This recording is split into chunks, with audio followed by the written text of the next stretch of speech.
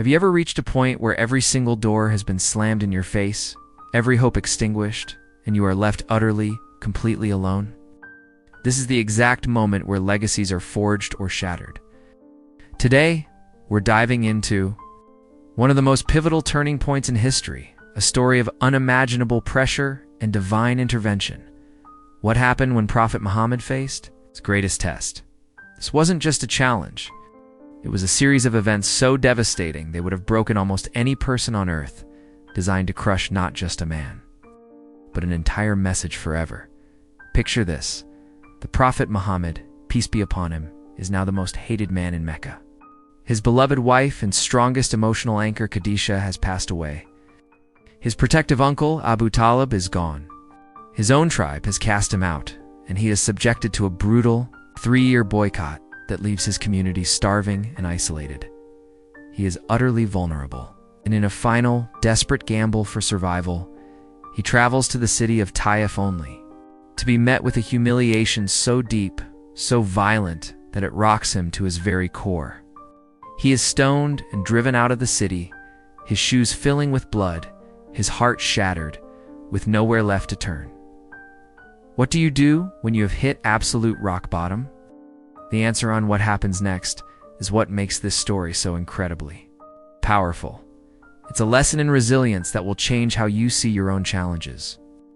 If you're ready to uncover the incredible payoff that arose from this profound darkness, then you need to watch this until the very end. And if this channel gives you stories with this much depth and power, then do me a solid, hit that like button and subscribe so you never miss a journey into the heart of history. You won't regret it. Asterisk, let me tell you about a moment that should have shattered him. Picture this. Muhammad, a man who had spent over a decade calling his city to one God, now stands utterly alone. The very streets of Mecca that once knew his footsteps had turned venomous. The people who once called him Al-Amin, the trustworthy one, now hurl stones and curses until he's forced to flee to the barren, desolate valley on the outskirts of town. His own tribe has cast him out, enacting a brutal boycott. No food, no trade, no mercy. For 3 long years, he and his small band of followers are trapped in that mountain pass, surviving on little more than faith and the whispered hope that this suffering must mean something. The air wasn't just thin from the altitude, it was thick with the scent of despair, and every sunrise was a test of will. This wasn't just persecution, it was a systematic attempt to erase him and his message from existence. And just when the boycott was lifted, offering a gasp of relief, the real hammer blow fell. He lost his greatest pillar, his rock. His beloved wife Khadijah, the one who believed in him when he returned from the cave, trembling with the first revelation. The one who spent her entire fortune to keep this nascent community alive, his sole source of comfort and unwavering support, was gone. Then, in what felt like a cruel twist of fate, his protective uncle, Abu Talib, who defended him against the elders of Quraysh even without believing in his message, also passed away. In the span of a single, devastating year, the prophet was left completely vulnerable, stripped of both his emotional anchor and his political shield. The grief was a physical weight, a darkness so profound it threatened to swallow the very light he was trying to bring to the world. So there he was, the year of sorrow, with the walls of the world closing in. The rejection from his people was one thing, but this profound loneliness was something else entirely. He was a man marked for death, his mission seemingly in ruins, his heart broken. He had to get out, to find somewhere, anywhere, that would listen. What do you do when every single door has been slammed in your face? You knock on a new door, even if it's in a city that doesn't know your name. His journey to Taif wasn't a mission of conquest. It was a desperate final gamble for survival, a plea for sanctuary from a man who had absolutely nothing left to lose. He walked into that journey battered, alone, and with the crushing weight of his entire world on his shoulders. Asterisk, so he sets out for Taif. A long and lonely journey on foot, clinging to that fragile sliver of hope. This wasn't some triumphant, diplomatic mission. It was the last, desperate move of a man with no other cards to play. He spent days walking, the sun beating down on him, with nothing but his own thoughts and prayers for company. Imagine the mental turmoil, replaying every loss, every betrayal, wondering if the divine promise had somehow passed him by. Finally reaches the lush, green orchards of Tiaf, a stark contrast to the barrenness of his own heart, and he goes straight to its chieftains. With all the earnestness and passion he possessed, he laid out his message, inviting them to Islam, hoping that a new people, far from the petty rivalries of Mecca, would finally hear the truth. But they didn't just reject him. What happened next was a level of cruelty that cuts deep. They didn't just say no. They laughed in his face. They mocked him. They called him a madman, a liar, sent away by his own people. And then they did the unthinkable. They didn't just ask him to leave. They incited the street urchins and the slaves of the town to chase him out. This wasn't a dismissal. It was a vicious, humiliating assault. Prophet of God, stoned and driven through the streets by a screaming mob until his blessed feet were cut and bleeding, staining the ground with his pain. The physical wounds were nothing compared to the absolute shattering of that last fragile hope. He was completely and utterly broken. He finally collapsed, wounded and exhausted, in a remote orchard under the shade of some grapevines. And here, in this moment of absolute rock bottom, with his body broken and his spirit seemingly crushed, he did something that defines true faith. Through the tears and the blood, he lifted his hands to the sky. But he didn't cry out in anger or question why. Instead, he poured his heart out to Allah in a prayer of such raw, vulnerable honesty that it echoes through the centuries.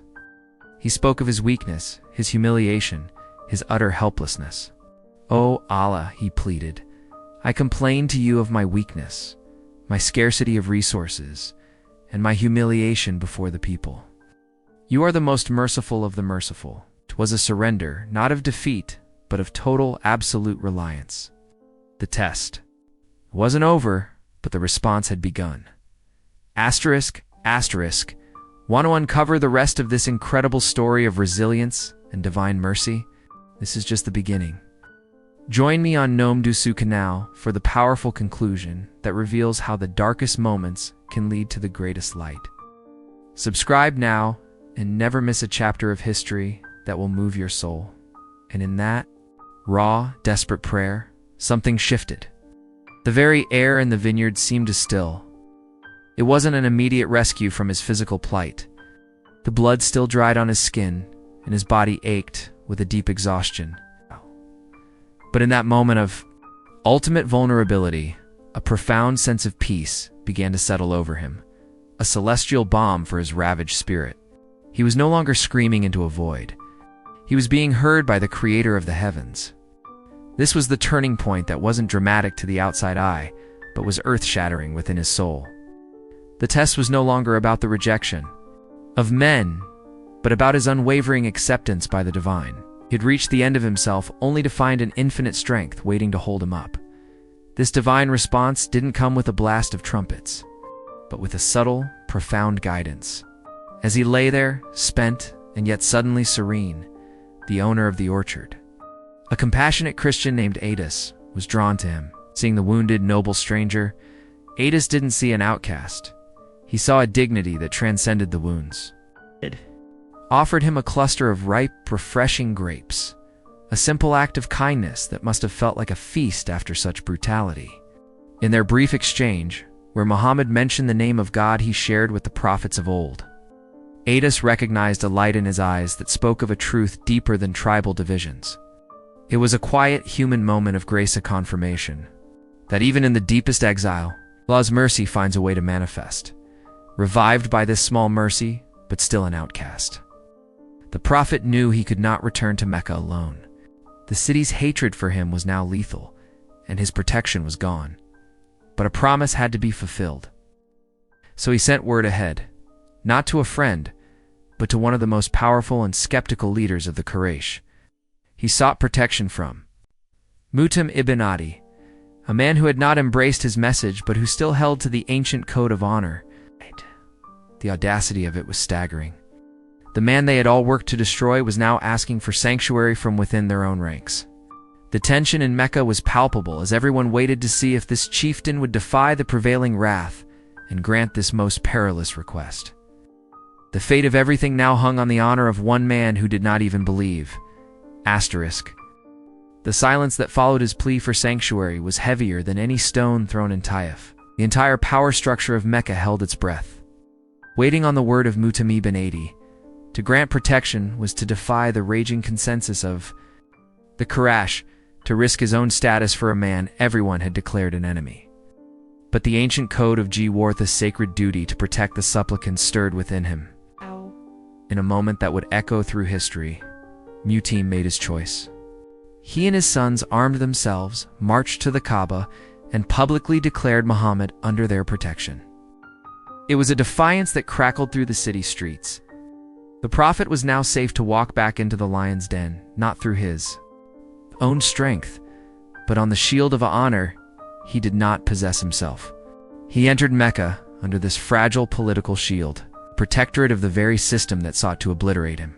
But don't for a second think this was a victory parade. This was a tense, silent armistice. He walked those familiar streets. Now, as a man fundamentally changed, carrying a quiet certainty that had been forged in the fires of his utter brokenness. The mockery and the hatred were still there, simmering just beneath the surface, held back only by the thin barrier of Mutim's decree. Every step was a risk, every glance from an old neighbor a potential threat. The mission seemed more impossible than ever. His followers were still few. The opposition was now consolidated and enraged by his audacity to return. He was home, yet he was more of a stranger than he had been in the desert. The greatest test was evolving. It was no longer about surviving exile, but about how to reignite a mission that had been publicly humiliated and seemingly defeated. Yet, within him now burned a new kind of resolve. The experience in Taif had scraped away everything but the core of his faith. He had faced the total, absolute rejection of mankind and found it was not enough to extinguish the divine connection. This period became one of quiet, strategic sowing. He began to speak not just to individuals, but to travelers, to tribes from outside Mecca during the pilgrimage season. He was no longer just the preacher to the Quraysh, was now the herald to all of Arabia. The message was the same, but the messenger had been tempered into something unbreakable. He was looking for a new soil for this faith, a people who would listen because he now knew, with a certainty that cost him everything, that this truth was destined to find its home. Asterisk, asterisk. So picture him there, back in Mecca, moving through the hostel. Crowds with a calm that could only come from having already faced the worst the world could throw at him and finding a peace beyond it. But this wasn't about just enduring anymore. A new, almost dangerous idea began to form a strategic pivot born from divine inspiration. If Mecca withal, its entrenched pride and tribalism, was deaf to the message, then the call must find new ears. During the pilgrimage season, he began to move not among the merchants and elders of Quraysh, but on the outskirts of the city, where tribes from all over Arabia camped. He'd approach their fires not as a broken man, but as a resolute messenger, offering them a truth that was bigger than bloodlines and ancient feuds. He was met with more dismissals, yes, but the rejection now felt different. It was no longer a personal wound. It was simply a door closing so the right one could be opened. Then came the night that would change everything. Imagine a small group of men from the city of Yathrib, here for the pilgrimage. They were weary of their own internal wars, longing for a truth that could unite their fractured home. Somehow, his message found them, and they listened. They really listened. In the shadow of the hills, away from the judging eyes of Mecca, a conversation began that would alter the course of history. They recognized in his words the very solution they had been searching for. Here was a man speaking of one God, of a community bound by faith instead of tribe, of justice and peace. Their hearts, prepared by their own suffering, were fertile ground for the seeds he had almost given up on planting. Can you feel the electric hope of that moment? After years of utter rejection, to finally be heard, the following year, they returned. More of them. 12 men from Yathrib met him secretly at a place called Al-Aqaba. Under the cover of darkness, they pledged an oath, that was nothing short of revolutionary. They would protect him, they would take him into their city as their own, and they would defend this faith as they would defend their own families. This was the first pledge of Al-Aqaba. Think about the sheer magnitude of that risk for them. And for him, who's placing his entire life and the future of the revelation into the hands of strangers. But it wasn't a gamble. It was a covenant made under the same stars that had witnessed his deepest despair in Taif. The exile was not ending. It was transforming into a migration. The greatest test was yielding the greatest answer, and it was hurtling toward him faster than anyone could have possibly imagined. The ground was literally shifting beneath his feet. Asterisk, asterisk, the air in Mecca grew thick with a tension you could taste, a metallic mix of fear and impending change. The Quraysh, those powerful men who had mocked and tortured him, could feel it too. Their control was slipping. This wasn't just some lone preacher anymore. He had a pact now, a promise of sanctuary from a city far beyond their reach. Whispers of the secret pledge at Al-Aqaba snaked through the souk, fueling a paranoid rage. They knew if he ever reached Yathrib, his message would spread like wildfire, uncontainable, threatening the very economic and religious empire they had built on idolatry.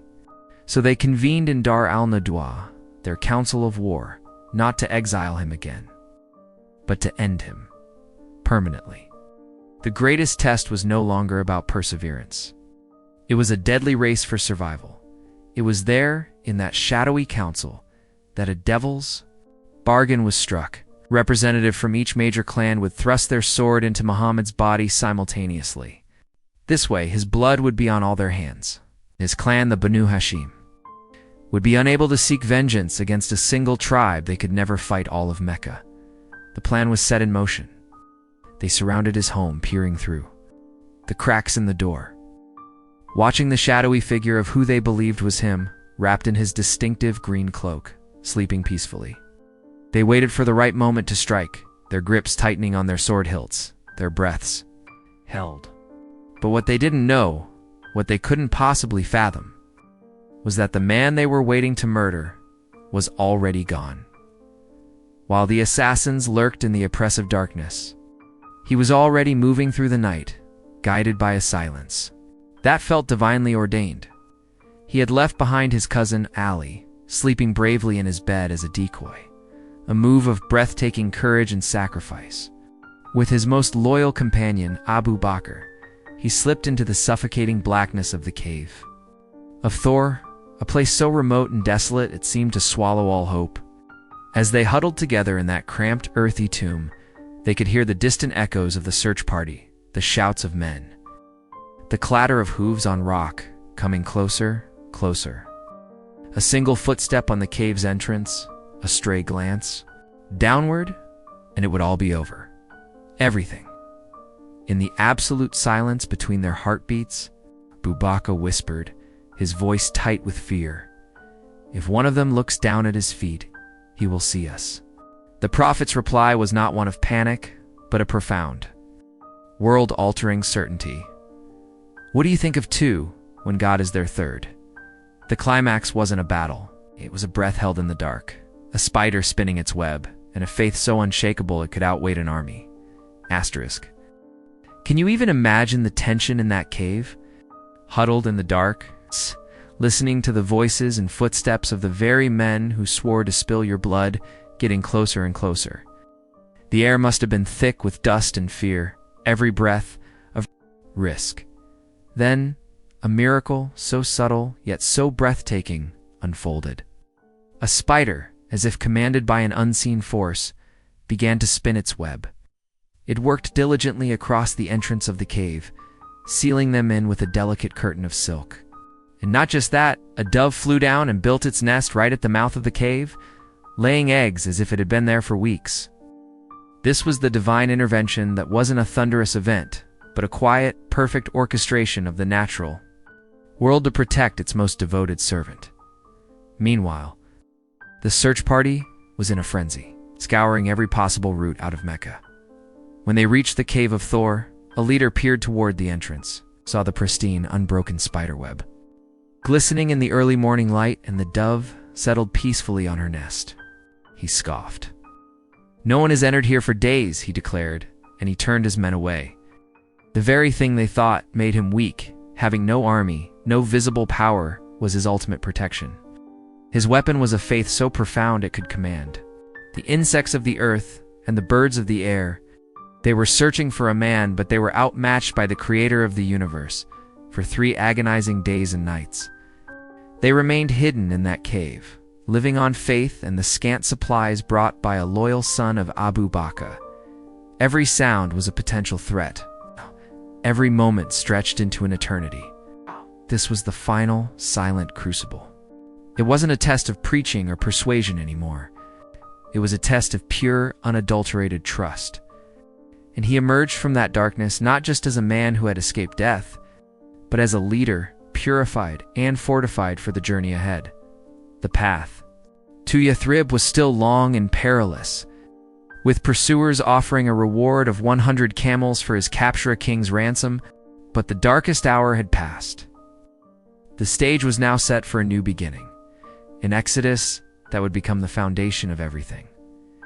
Asterisk, asterisk, and so. After those 3 heart-pounding days in the cave, the moment finally came to make a break for it. They mounted the camels that had been prepared for them and began the grueling 8-day journey to Yathrib. But man, you have to understand, this wasn't a triumphant parade. Every shadow in the desert seemed to hide an assassin. Yes. Every distant cloud of dust could be the war party hunting them. The Quraysh's rage hadn't cooled, it had exploded, and they scoured the trade routes with a vengeance, that bounty of 100 camels burning in their minds. This was a desperate, nerve-shredding flight, a constant test of vigilance and trust in a plan that felt so fragile. The greatest test had transformed from enduring pain to outrunning death itself, with the entire vast empty desert feeling like it was closing in on them. But then, on the horizon, a lookout from Yathrib spotted them. The news exploded through the city. Can you imagine the electric anticipation that shot through the people there? The man they had pledged their lives to protect, the answer to their prayers for unity, was finally within sight. They poured out of the city gates, not as a military escort, but as a people overcome with a joy so fierce it was palpable. Ran towards the incoming figures, their cheers beginning as a murmur and swelling into a thunderous roar that echoed across the plains. After years of isolation, after Taif, after the boycott and the loss and the terror of the cave, the prophet was met not with swords, but with an overwhelming wave of hope and acceptance.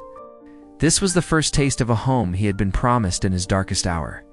As his camel, Qazwa, moved through the celebrating crowds, something profound and symbolic began to happen. The people of Yathrib, the Ansar, the helpers, reached out, not just to greet him, but to take the reins of his camel, each one hoping he would descend and stay in their district. But he offered a gentle, powerful wisdom. He didn't choose. Instead, he said, "Let her go, for she is commanded." He understood that this moment, this foundation of a new civilization, couldn't be built on the old tribal favoritism of Mecca. It had to be divinely guided. And so the camel walked on, with the entire hopeful, anxious city holding its breath, watching her every step. She walked past every eager face, every outstretched hand, until she finally, gracefully, knelt down. On a simple plot of empty land, it was a moment of breathtaking suspense that held the weight of the future.